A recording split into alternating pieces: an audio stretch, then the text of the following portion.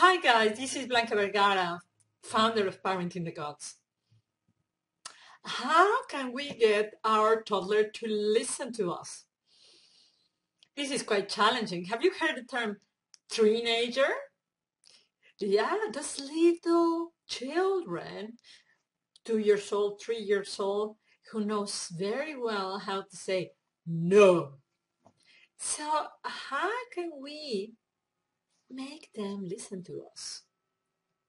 And not only that, in a loving way, so that we build a relationship with them that will last forever.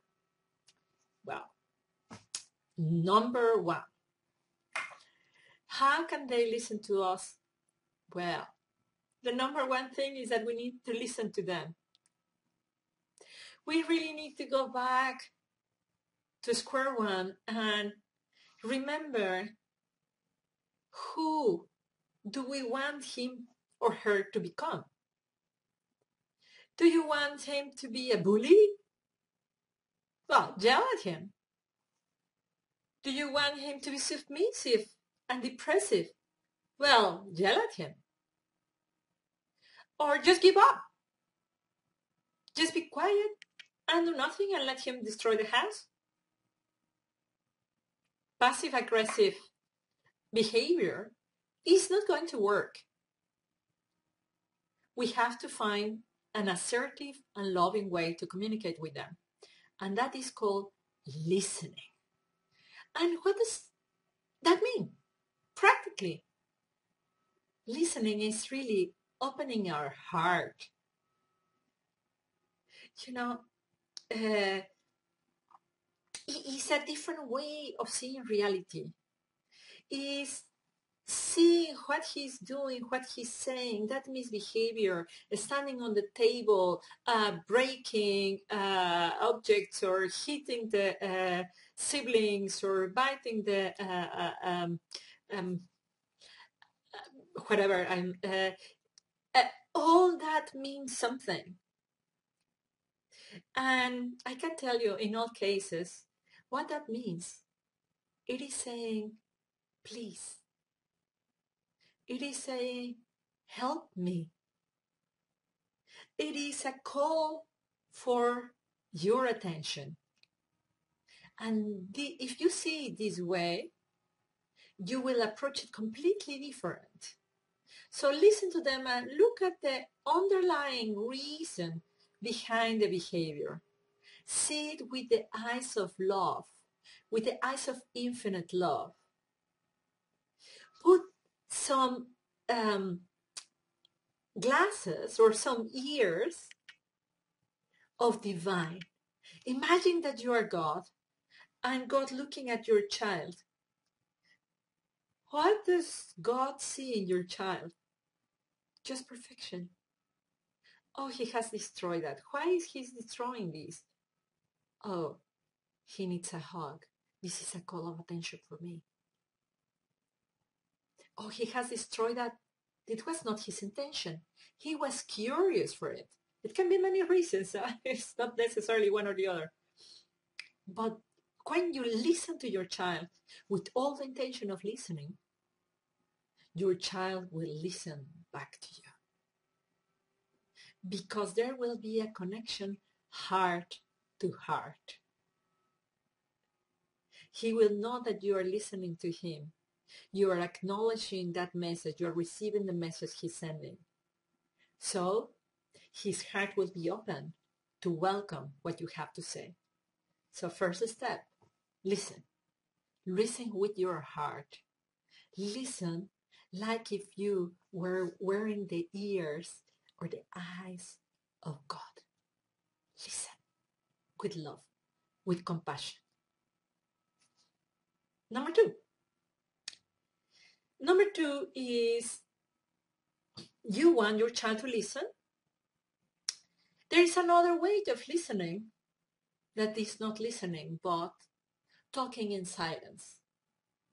That is model good behavior.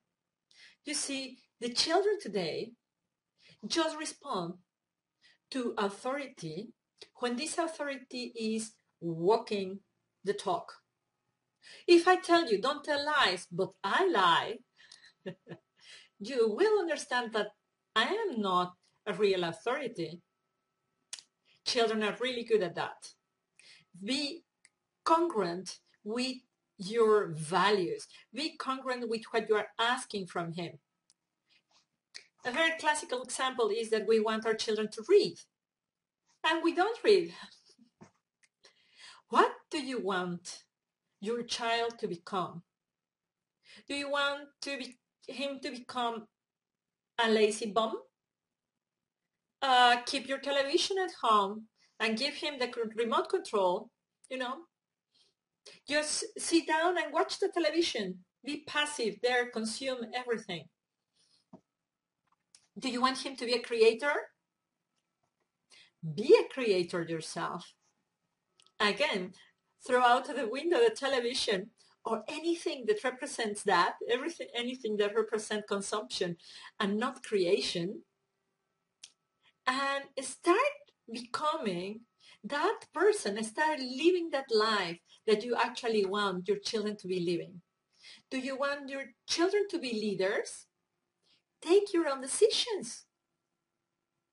Do you want your children to be loving? Start embodying what being loving is for you. Instead of buying cookies, go and bake them.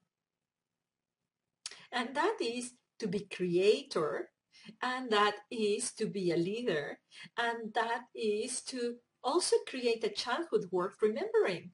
It's not just baking cookies. It's giving all those messages.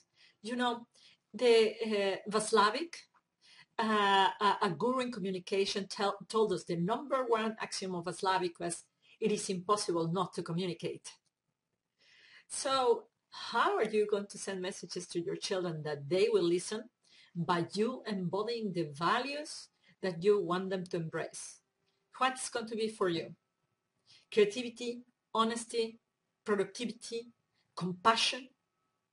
Ask yourself, at the very least once a day, what are the values that I want to embody? Who do I want to be? And this is crucial because your child is going to see that. My values, I give you an example. I want to be creative. I want to be enthusiastic. And at the same time, I want to be very compassionate. And I ask myself that question 3 times a day. Who do I want to be? So I breathe and I see where I am. Sometimes you find yourself eating some crisps. At that moment, I realized that that's not very good for my energy, so I stop. When you ask yourself 3 times a day the question, who do I want to be? You are going to change your behavior. And with that, the behavior of your children. And with that, the destiny of your children, their families, in fact, the future of humanity. So it is crucial. So it is crucial for you to stop and remember, what are the values? What are the values that you are going to embody? And embody them. That's number 2. Number 3, kneel to their level. Kneel to their level in all senses. Really move and make yourself small so that you connect eye to eye. It's not just the emotional part of connecting with the heart and connecting with the eyes, but connect literally with your body. If you can even hold your child and see what is that he wants to do. I have a boy and a girl. And what I see is that my child, the eldest, grabs his daughter really tight, so much that she starts crying. And what I notice is that he does that because that is what we do. My husband and I hug him very often. So he thinks this is a really good behavior, so he tries to reproduce it. The first time I got angry, you see, because he was compressing that poor baby. Then I realized, oh no, he's trying to imitate what we are doing. So what I do now is try to teach him what is the level of caring, of caressing. What is caressing? Because this is what children are learning, specifically now when they are toddlers. What is the tone? What is loud? What is soft? What is hard? Show them the tone. This is a very physical moment. So get physical with your child. Hug him. Stand up to the level. Look at eye to him. Show him what is a texture. Show him what is a hand. Get really physical and concrete with your child. So that is number 3. Number 4.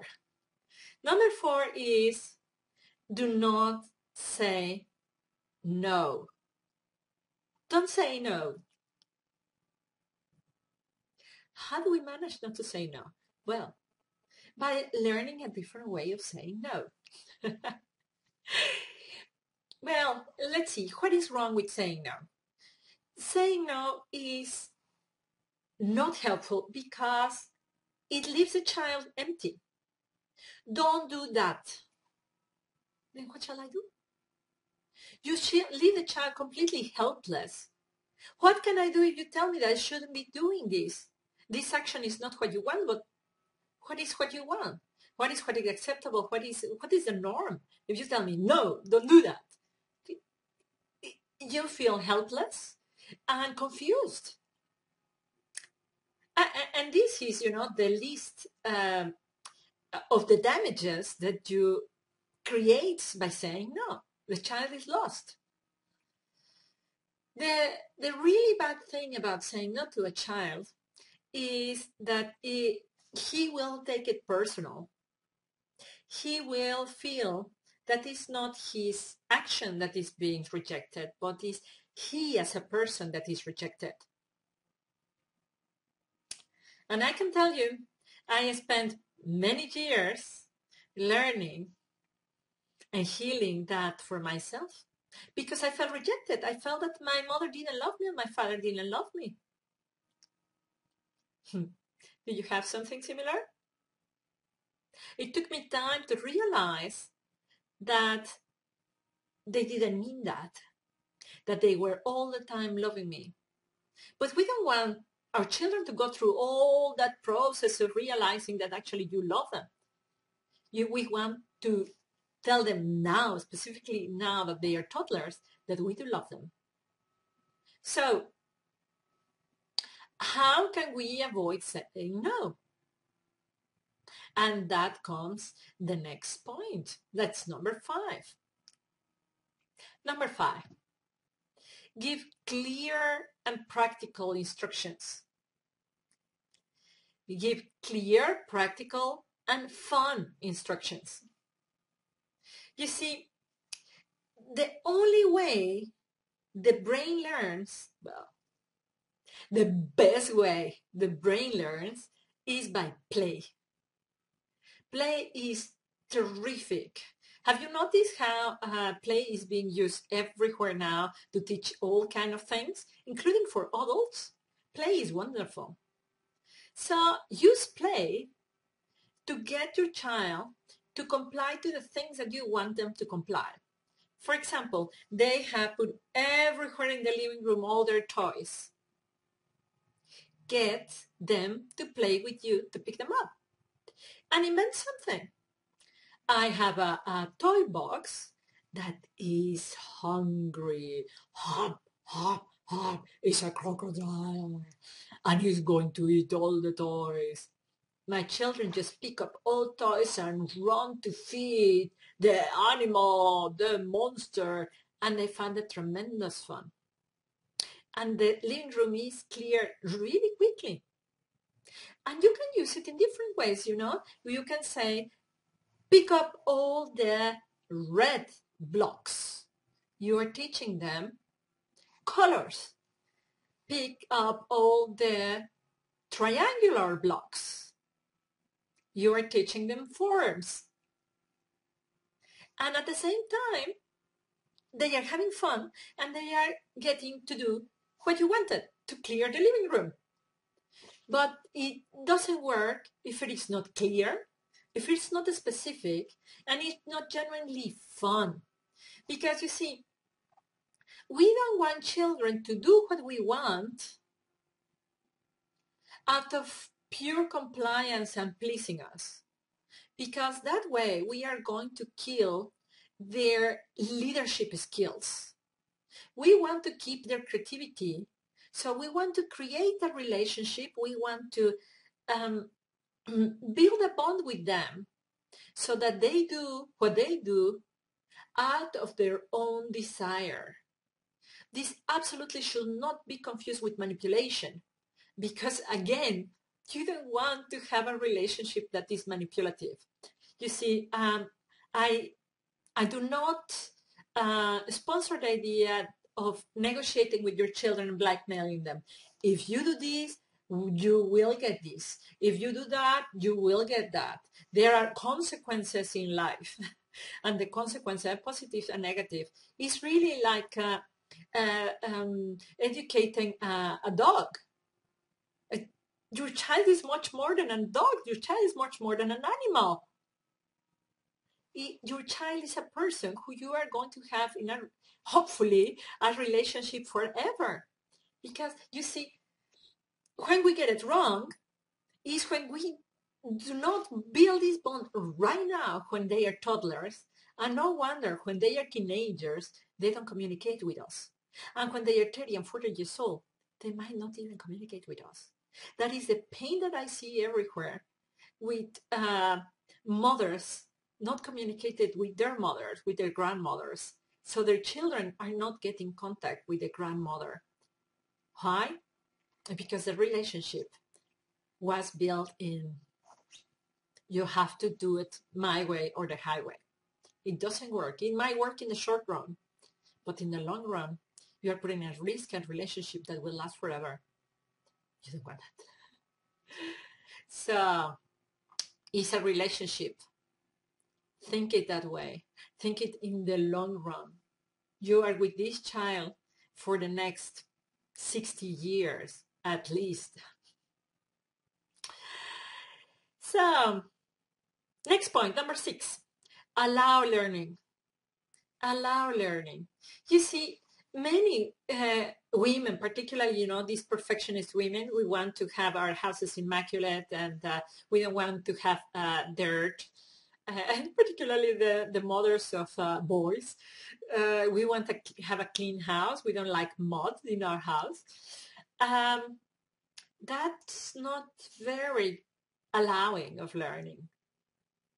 Children want to touch and to feel the mud, the food, the animal, those things that are messy, that are scary, that are very dangerous, that we don't want them to be in touch with for their own cleanliness, for their own hygiene. But in reality, they are absolutely terrific for learning. You see, the other day we went to the woods and it was cold, and we went after rain, so there were quite a bit some ponds, ponds that were quite cold water there. But my son didn't understand what that was. So we were all not stepping into the ponds. But then he tried it once, and it was fabulous for him. He never experienced what a pond was. He never experienced what that mud was, the cold water. And I let him do it. I hit it again, I hit it again, I hit it again. It was an experience that was exhilarating for him. I did this, thanks to the wonderful advice of Joseph Chilton Pierce in his book, The Magical Child. He recommends this, and I cannot recommend you enough everything that he's written, specifically this book. Because when you do something, when a child does something that is outside of the norm, there is a little bit of stress of the surprise, oh my God, the cold water. But the world expands. The world of this child expands. He knows what cold water is. He knows what mud is. He has learned. And then next time, I will not need to say, don't get into the pond, because he knows what the consequence is. Cold trousers, cold socks, cold shoes. You see, when we allow learning, we allow them to go and investigate and make choices and decide what is that makes their life so terrific. We are actually treating them as if they were already that grown-up person who they will be, as their potential was already reality. And then, much easier, they will have the courage to be entrepreneurial and actually do what they are meant to do. Read biographies of really successful people, actors, entrepreneurs, you name it. They had this principle when they were children. Their parents allowed them to learn. So what are you waiting for? Let's get the mud in. Let's get them into the kitchen. Let's allow them to be children. Let's allow them to learn.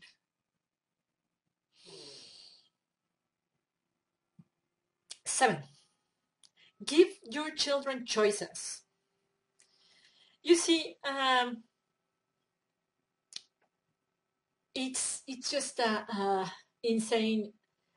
I see so many adults who cannot take decisions.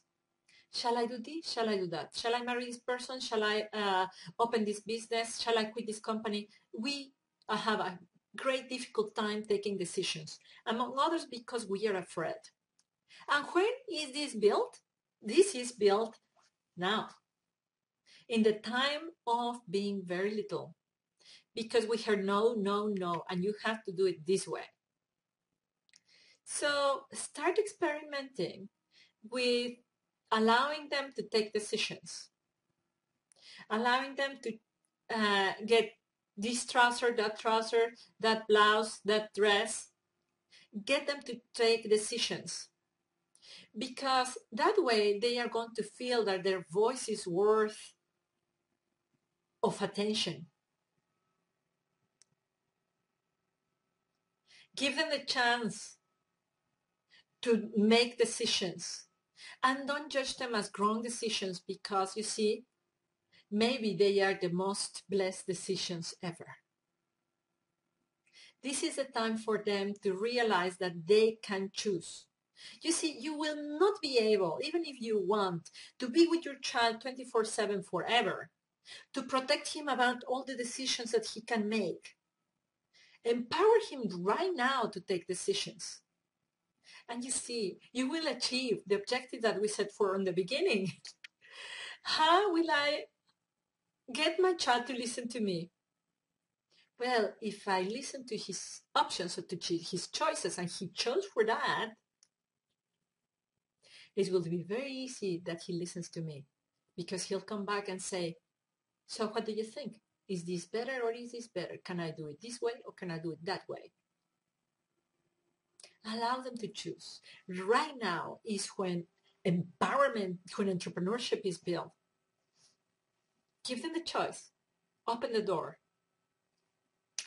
8. We tend to, we live in a society of success, of final products, and we forget about the process. And children, toddlers, are everything about the process. They are learning how to do things. And one of the things that they learn very quickly is what makes mama happy and what will please her. And we tend to be pleased when things are complete and when they are successful. And we do not say anything about the process. And this is the future, you know, processes. It's not about setting up a company, but it's about keeping it in the market. So that is what makes an entrepreneur. It is not about playing in a theater play, but playing in one and in another and another. That way you will become an actor. It's not about writing one book, but writing one book and another one and another. That's the way you become an author.